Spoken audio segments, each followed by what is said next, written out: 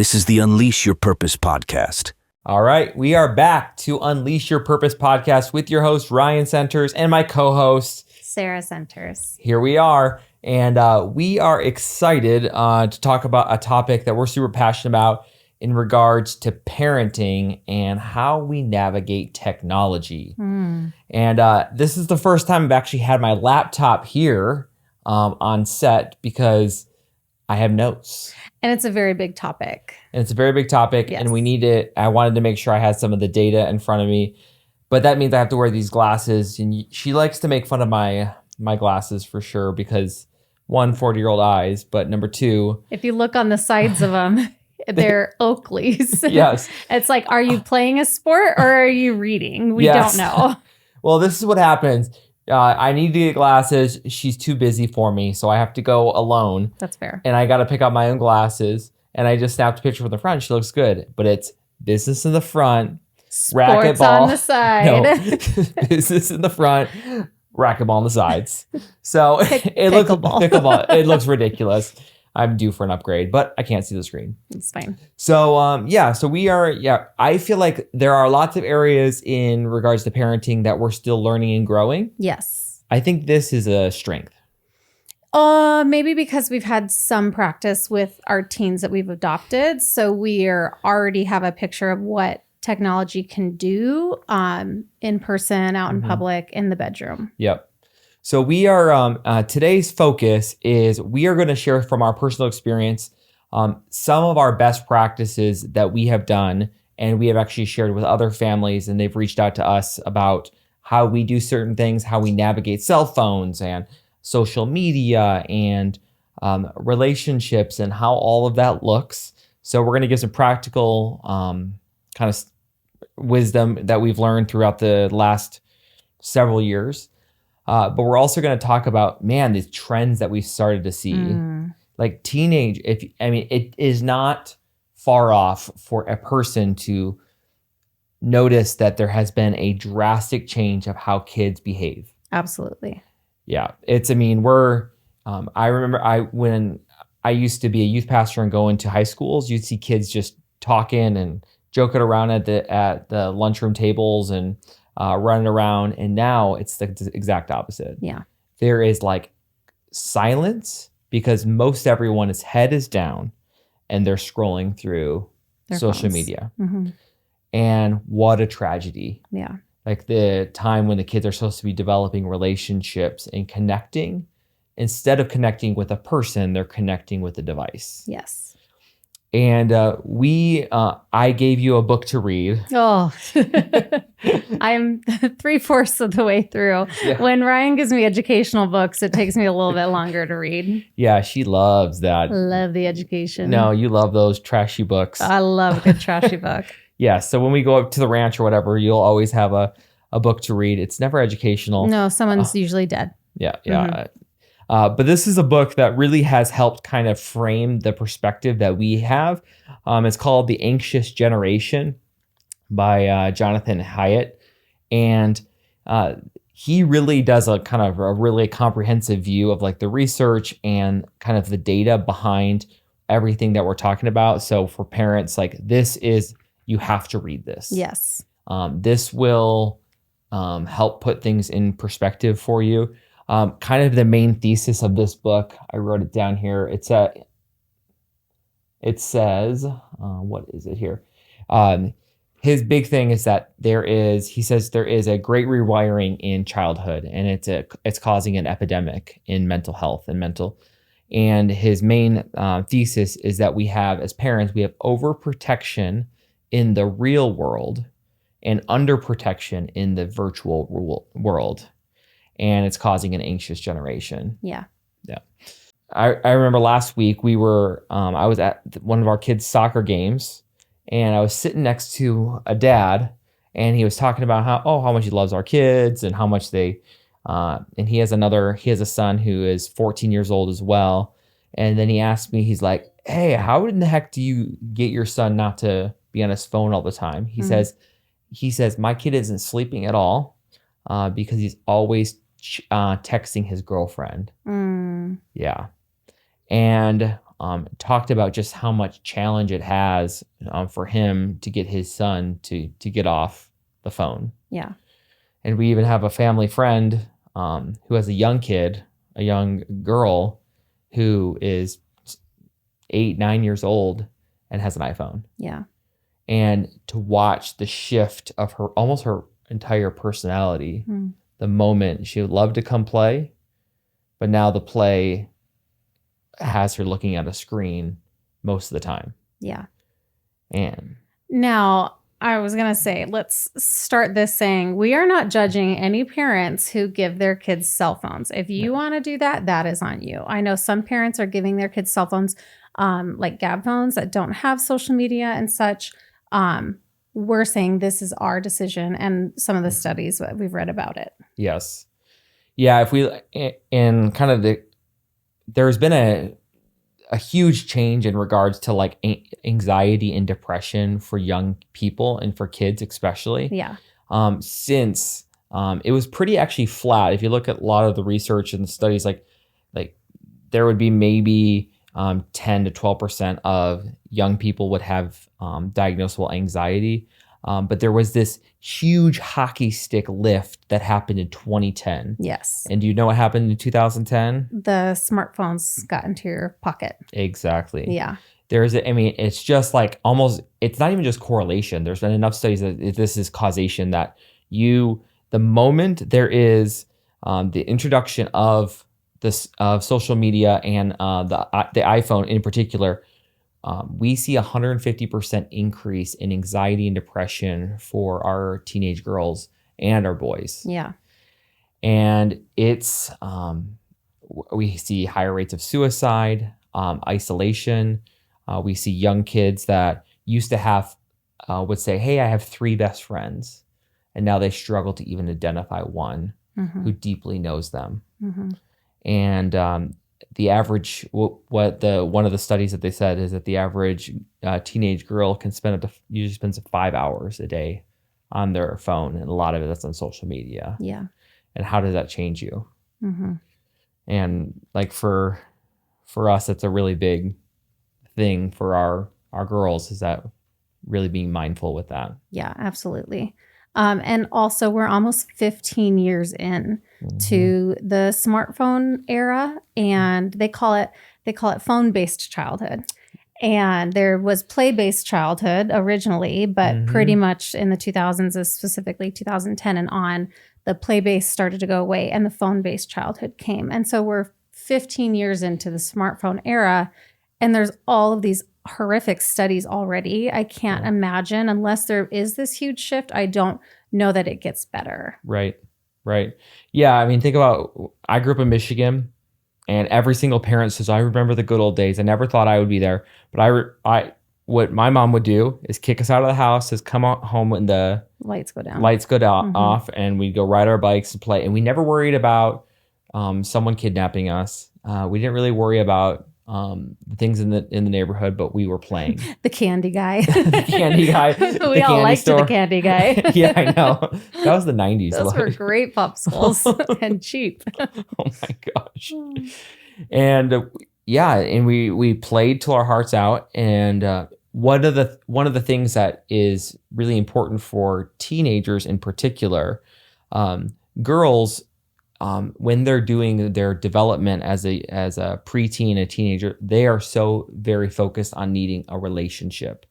And especially if they have a phone and have technology in their hand for this phone base, they are so hungry for connection. So girls are highly relational, and how they're getting relationship nowadays is through the phone. And so they're spending more and more time than boys typically, because they're hungry for that relationship, and that digital relationship they think is fulfilling them, but it really isn't. Because this is the first time in our culture that a whole cohort of people, these Gen Z, now have a digital image to have to curate. Yeah. Does that make sense? Yes. And actually, I think for girls, it is the relationship part, especially with boys. But what they're seeing with girls is it's actually their comparison to other girls and the way they should look as a girl, or should act, or should what what your body should be or look like or do or eat. It's actually that is hurting the mental health. Yep.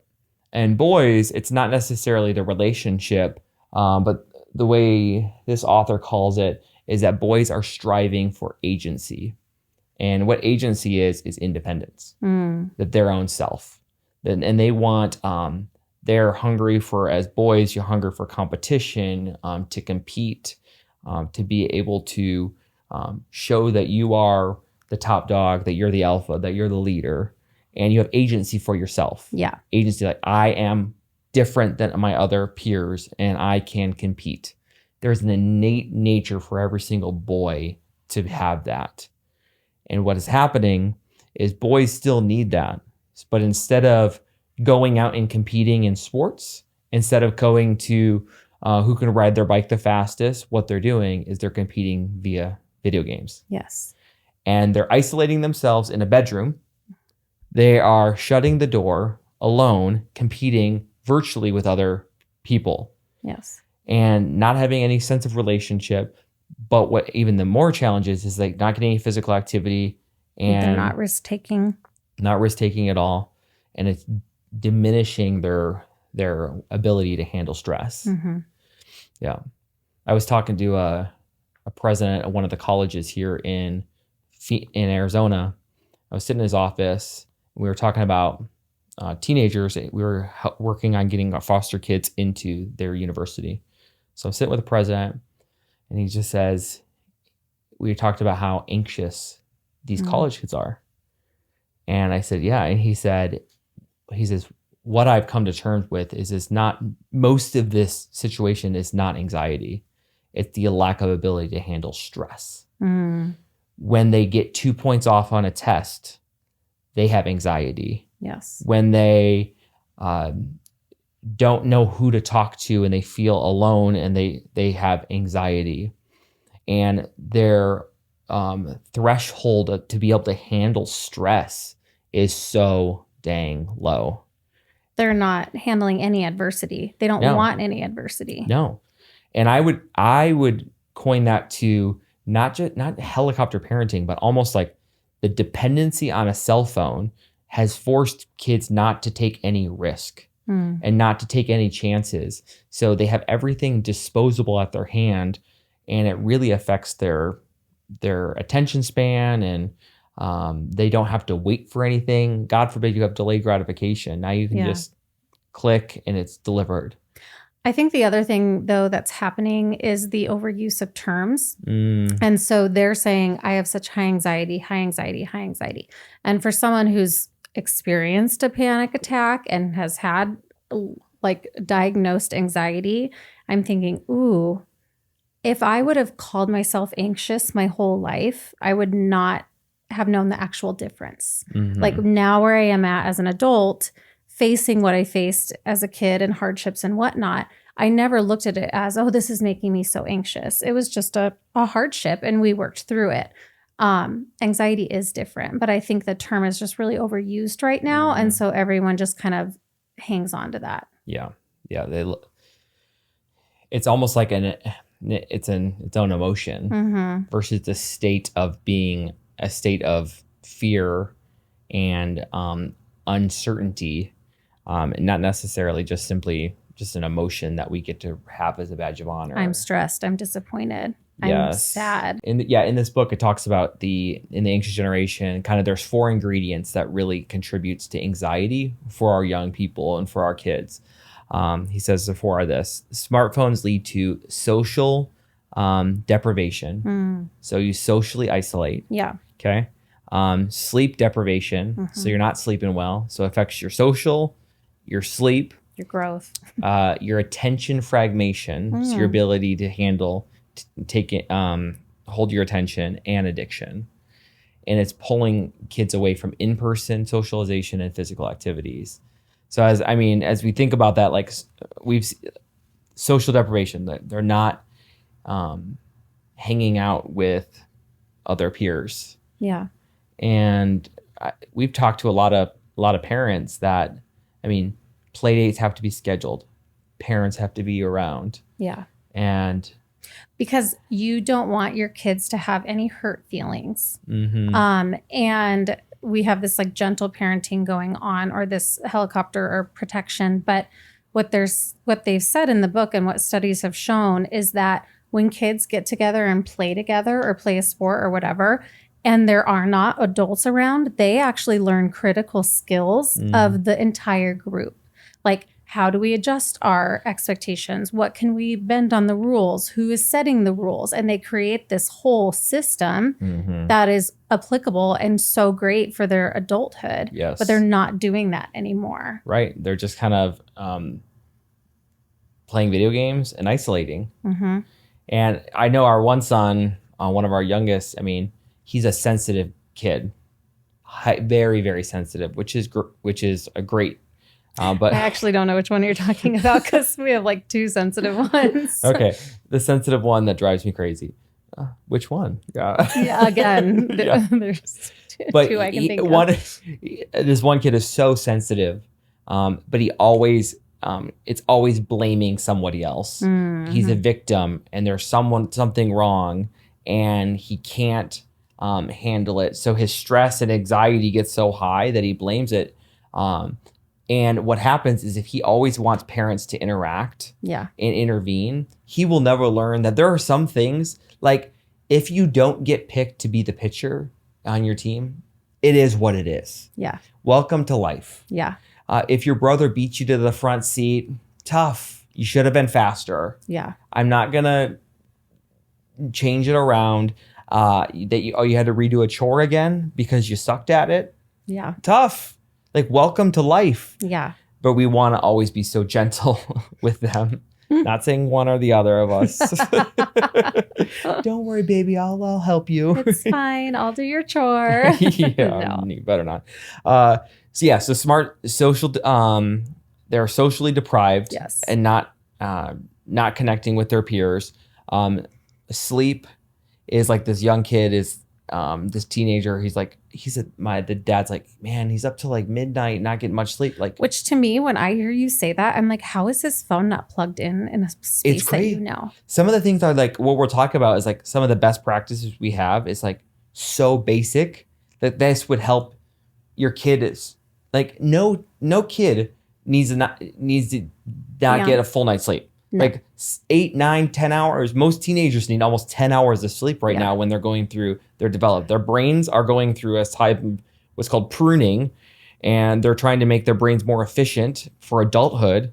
And guess what? That takes a lot of time in recovery. Yeah. And they have to rest. Yes. So it's vital. Yeah. So let's let my kid be a cranky a-hole. Oh, like after a sleepover, it's the worst. Yeah, she's all against sleepovers. Oh, I hate sleepovers. Yeah. But no, I do think sleep is critical. Yep. So, and then attention fragmentation is the scroll. They have mastered. I mean, we know all these tech companies have mastered it. Yeah. And I even noticed, like, even for me, like, I've been really challenged with this. Do you know I got rid of TikTok? I do. You My said that. My poops are so much shorter now. And I actually was surprised because I thought you were more of an Instagram guy. I had no idea you were on TikTok. Yeah, my Instagram's like 8 minutes a day. Oh wow! It was a lot of TikTok, a lot of mindless scrolling. My bathroom breaks turned very long. Yes, they are very long. But it was just constantly feeding me this attention, like swipe, and it just is. This destroys your kid's brain. Yeah. Yeah. They get, how many interruptions do your kids get when they're trying to do one activity? Yeah. And it normally takes an average person 7 minutes to get back on track after interruption, after a notification. So, and for a kid's developing brain, that's bad news. And then addiction is producing video games and social media gives the same reinforcement in your brain as any chemical would. The dopamine release in your brain that you get when you consume alcohol is the same when you look at pornography. It's the same when you are killing someone on Fortnite and you get so excited. It like gives them that reinforcement. And for boys especially, they think that that they are being conquerors. Yeah.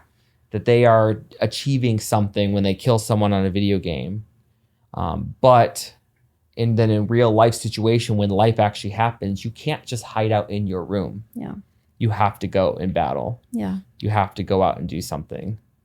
Yeah, I have a friend at the college whose kid is 22-year-old boy, and he literally stays in his room. Yeah. Can't even get him to go to his class and video games, and gets so frustrated and pissed off if he has to leave, and they just enable it. Failure to launch. Yes, it is. Yeah. And how is that going to be when he's 35 years old and he's overweight with Cheeto dust in his belly button? I mean, at least get married before you got Cheeto dust in your belly button. Big old man boobs and it's not attractive. No girl's gonna like that. No, they're not. No, they're not. Oh, But what do you do all day? He doesn't need a girl because he's watching pornography in his bedroom. Yeah. And desensitized anyway. And then what's gonna happen when he is parents? Are they just gonna let him live in the house for the rest of his life? Maybe. Right now, it just seems like that. It seems like it's easier to do that than to challenge them. I think I would rather teach them to grow up when they're young adults or teenagers leading into that before you kick them out versus having to kick them out based off of them not launching. Yep, exactly. Okay, we're heading in a lot of different directions. Okay, so we're gonna share like 5 tips that we have when using technology with our kids. I think tip number 1 is that we are adamant of minimal screen time. Yes. The number 1 thing our kids would say is they want more screen time. So if they complain that you don't get enough, I'm probably doing it right. Yeah. Our general rule is this. Our kids can have 1 hour a day of technology during the school day. 1 hour. So they get home from school, they do their chore, homework is done. They can have up to an hour, nothing more. Then sometimes I would say they have practices at night and they'll say, Mom, I only played for 30 minutes. Today is my 30 minutes good for tomorrow? I'm like, no, it doesn't roll over. They have the most creative ways to try to get around the rules. Yeah. And and that's only for they have an iPad. Yeah. And it's just little games on their iPad like Roblox and things like that. That's what they use that for. We don't use consoles except for on Saturdays. Yeah, I was gonna say not during the week. And then on Saturdays, we get crazy. They get up to 3 hours a day on a Saturday. Yeah. And they are excited for that. Yeah. And they get 3 hours. They have a timer on their iPad. They can use the consoles, but our consoles like our PS4 and Xbox PS5. and things like that. I would say that it's the day that we have the most arguments is over the technology. And every time I'm like, ooh, guys, I think we might just take it away totally. If this is how you're going to act and you can't even figure it out. And sure enough, then they'll be quiet. But it's complicated. I'm like, and then they'll say, Mom, just get me a PS5 for my birthday. I'm like, oh yeah, you all get one. You get a PS5. You get a PS5. Like, can you imagine everyone having a console? Okay. Oh, it's stupid. Stupid. And so they get 3 hours. Yes, the most fights happen during that day, which should be a sign. Like, as parents, when do your kids fight and give you a hard time? Is it when you guys are playing together as a family? Is it during a board game or when you're out in the backyard shooting hoops? Or is it when they're on technology? Or it's when they are asked to get off technology? And if that's the answer, which I guarantee 95% of it is, that's a moment to reflect and saying, should we do something different? Yeah. I would say what I have found that has helped is I have found other families that actually have stricter rules than we do. Yeah. And I'm like, hey, so-and-so at school does it twice a week for 30 minutes and on Saturdays for an hour. We can do that.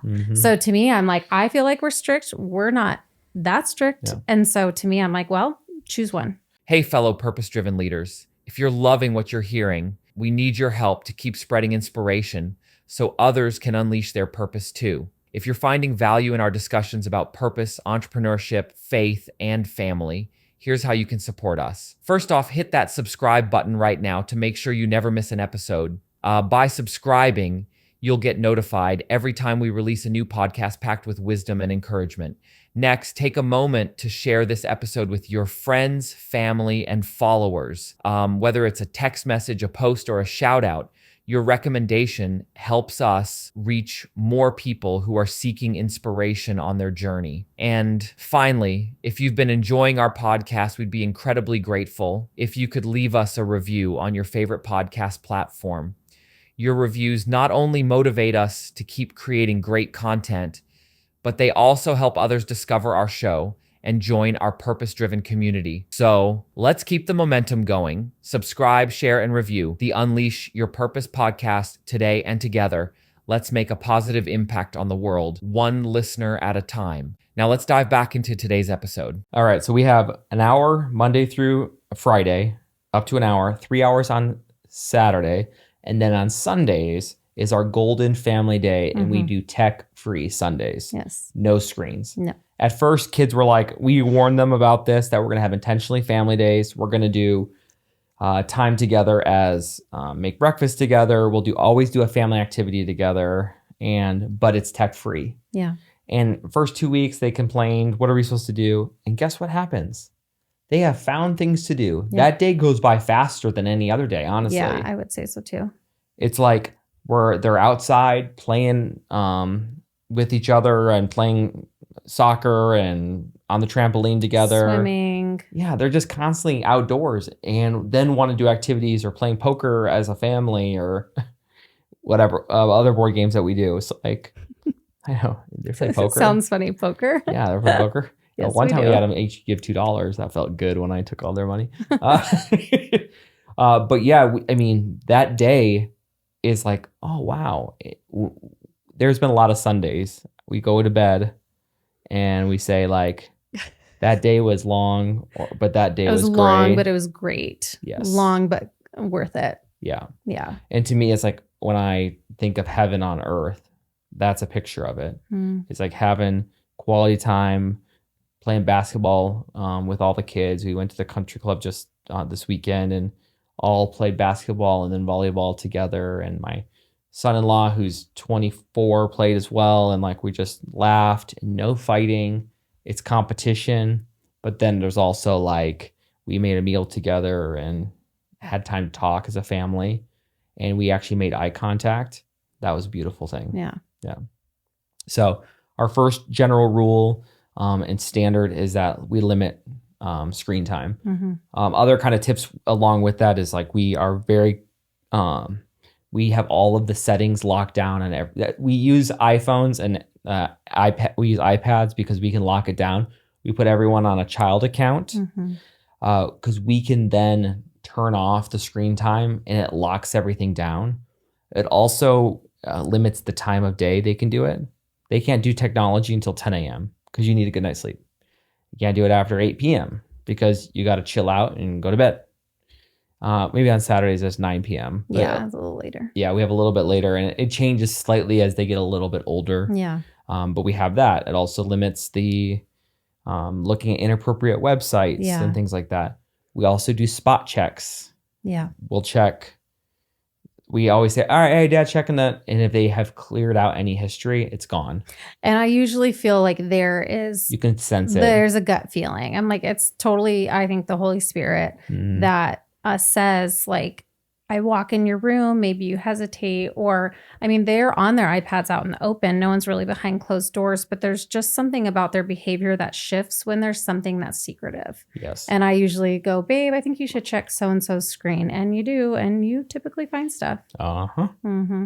Yeah. And we have good conversations with the kids through that and kind of deal with that as each one comes. I can't believe. So we have two 13-year-olds, a 14 and almost 15-year-old. And once you're 13, if you go to a rated R movie, you have to be 17 to get in. If you want to vote, you have to be 18. If you're 13 years old, you can access anything. Yeah. Anything. Virtually. You don't have to have a child's account. No. You can go on to Facebook. No. This is crazy. It's crazy. Yeah. So we have really strict screen time limits. And the second thing is that we do no screens behind closed doors. No screens behind closed doors. I think it's really important. That's where secrecy happens. Yeah. That's where there can be isolation, where you can feel self-conscious, especially girls, comparison that can happen. And even the consoles are in a common room, not in a bedroom, because we want them to be in common areas together. If you're going to use a screen, we do it together. We do it in a common area. General rule number 3 for all of our kids: no phones till high school. We have a caveat with that, and no social media till high school graduation. So we don't think they need to have a phone in their hand before high school. When they're going off and doing sports and things like that, we need to get a hold of them. Absolutely. Yeah. And we need to start teaching and coaching them towards using technology and letting it be helpful. Yeah. And high school need that, but it's still very limited. Yes. But there is no social media until high school graduation. Yes. We probably will encourage them to get some form of it so we can communicate with our kids, and then also like help walk them alongside. But my hope is that they do not need that feed developing their identity. How much of us as an adult, as our identity shifted because we have an image that we were trying to keep, or the feed that we have is driving our thought process? Yeah. Is it creating like the person that we want to be? I don't know. But I do know that it has not been helpful for my brain, and the kid's developing brain, it needs to be. I was going to say, because as adults, we can check ourselves. And I think there's been times that I've had to get off Pinterest because I'm like coveting other homes, or we take breaks from social media because we recognize we're on it too much. Like, I think as mature adults, you can stop yourself when you see it's becoming too much. And I just don't think that teenagers or preteens can do that at all. Rule number 4 is that once you have a cell phone, we have a cell phone contract. Yes. So all of our teenagers who had a cell phone, there is a cell phone contract we go through, and it is very, very specific. I'll just read a couple of the points with you. I keep it on my phone. I even have them sign it, and it talks about, I understand this is mom and dad's phone, and I am blessed to be able to use it. This phone is free, and I don't need to pay for it. In order to keep this cell phone, I will. And then there's 12 points they have to do. It's super easy. Keep your grades A's, B's, or C's. We're fine with C's. C's get degrees around here. I will do my chores and be a respectful and responsible contributing member of our family. I won't argue and be disrespectful to parents. When I'm upset, I'll use my reset. I will not look at anything inappropriate, including porn, inappropriate searches, or asking someone to send me a photo that's inappropriate. I plug in my phone in the kitchen. I do not get my phone until 7:30 in the morning. Talks about being respectful online. I will not share our home address without permission. I will not delete any text, messages, or conversations. Mom and dad may look at my phone to make sure I'm safe and appropriate. I have unlimited access to text, music, and games. But I'm limited to the social media time of 1 hour and then 3 hours on Saturdays. Social media is not allowed. If you don't follow these expectations, then your phone will be taken away. Yeah. Some kids have gotten it taken away a lot, but surprisingly, they are this. If you are super clear with your expectations on the forefront and follow through with it, we never yell. We never have to. Hey. Can I take a look at your phone? They give it to us without even hesitation. Yeah. And there's not blaming. There's been times I found porn on my kid's phone. There's times I've seen inappropriate searches. And guess what? That's a teachable moment as a dad. Yeah. Because every single boy and man struggles with that. So how do we help walk our kids alongside that? I'm not shaming them, but I am protecting them and getting boundaries. Yeah. Yes.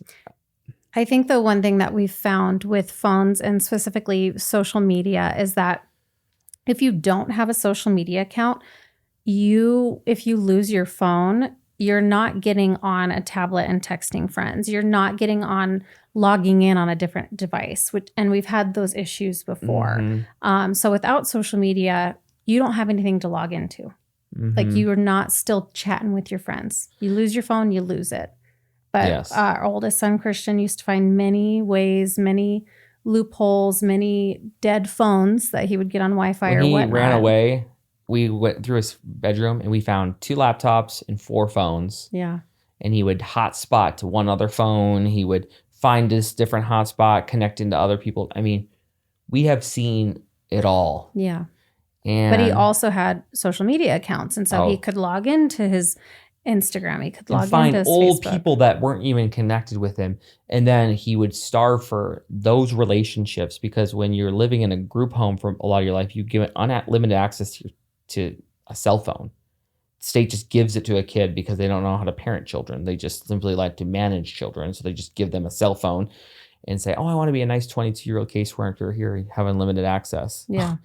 And then they're addicted to pornography. They're texting all these people all day long, and they never learn resilience. Yeah. It's a shameful thing. Yeah, it really is. I remember the year that our daughter Pima had a phone and something happened. I don't remember what she did because she was a pretty good kid, but we got her a house phone.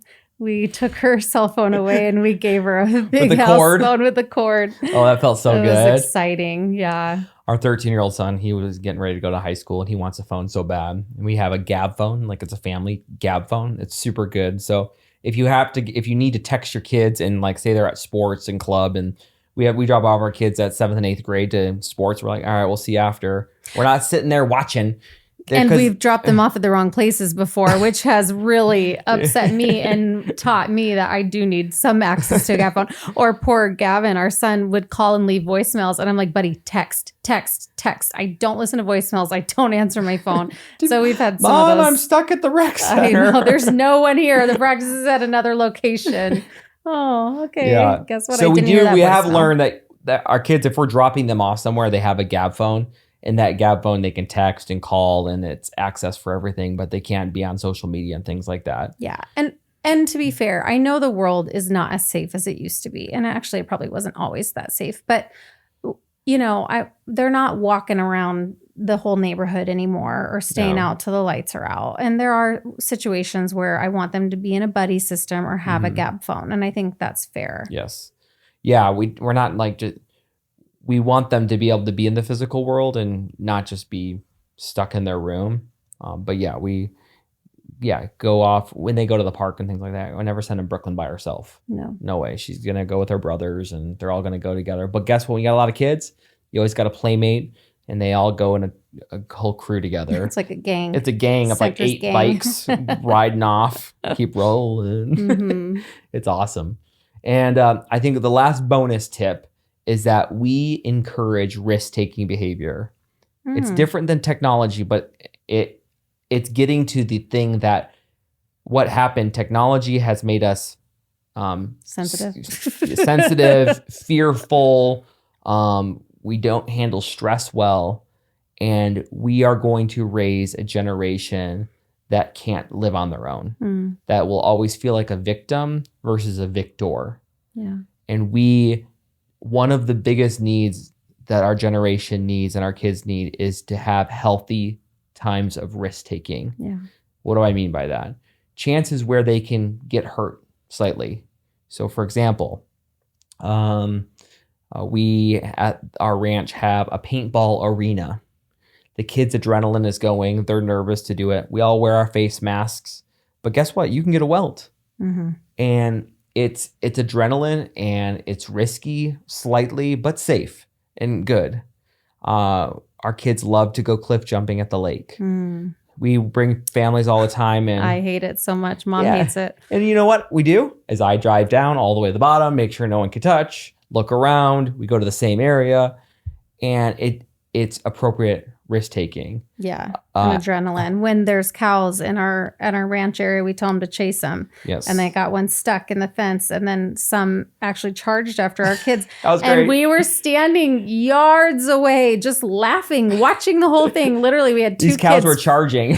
We had 2 kids fly over the fence. It was the funniest thing I've ever seen in my life. And then I'm like, wow, they really could have probably been impaled by that horn, but it was hysterical watching them. As I drink my coffee, wearing my slippers, I was like, that's the best entertainment I've had. I'm like waving from across the way.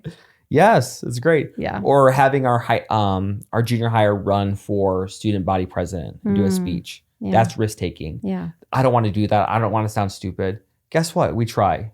Getting them. Having our 14, almost 15-year-old ask a girl to a dance. Absolutely. Asked for her phone number, and dad said, no, you may not have a girl's phone number.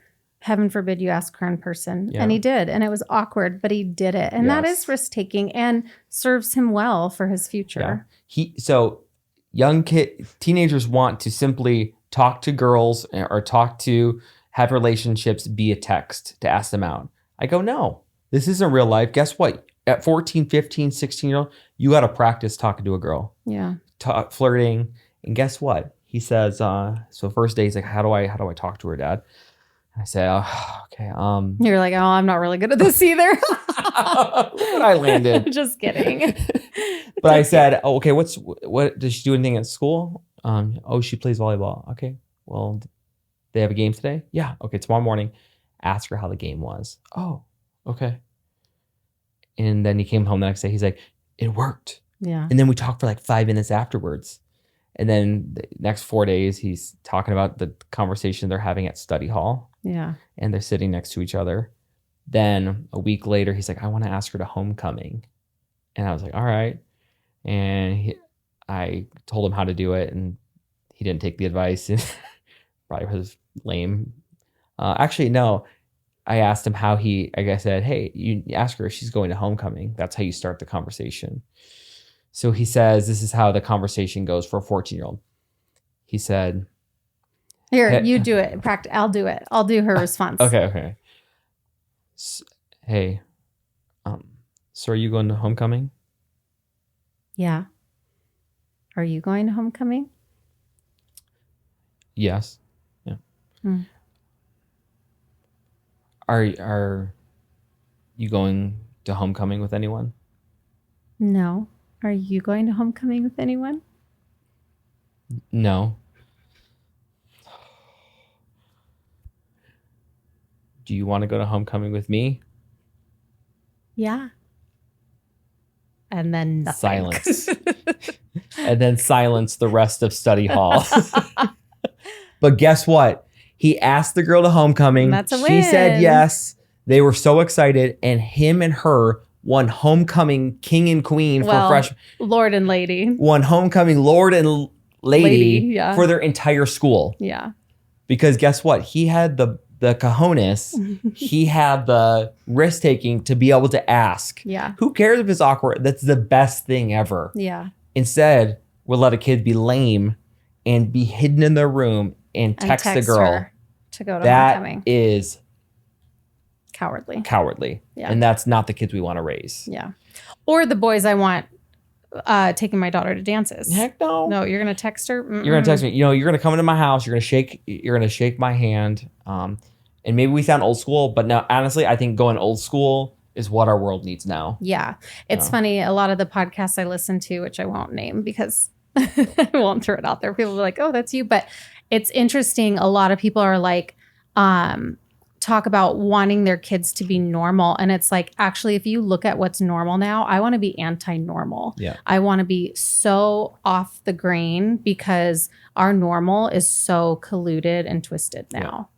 Normal is not working. No, it is not. And I think we're going to have a generation that is going to be really, really misguided and scared and fragile and victim-minded. And we need to raise resilient kids who are going to make an impact for this world. And I think I could not believe this more in my core being, but we have to, as parents, get a handle on the technology. Yeah. Be more restrictive than you are. Be more restrictive. And your kids may not thank you now. You're going to hear crying and fits, but I promise you, their adult self will thank you. And I feel like in the future, there will not be, or there could be because our world is so crazy, will there one day be a tax break for being a kid who didn't grow up, for a kid who couldn't leave their bedroom, for a kid who couldn't leave their parents? Are we one day just going to free them all and give them a ton of money? Like that. Because they can't handle real life.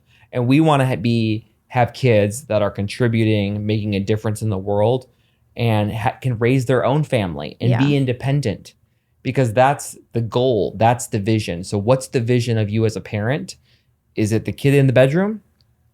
Is it the girl having so much anxiety? Well, if that's not it, then we have to get a handle on it today. Today's decisions impact our kids tomorrow. So take action. So make sure you like and subscribe. We're going to keep talking about parenting because we love it. It's the joy of our life. But may you unleash your purpose so you can prosper in business, faith, and life and have an amazing family. Till next week. Thanks for joining us for the Unleash Your Purpose podcast. Be sure to like, subscribe, and leave a review. We'll see you next week.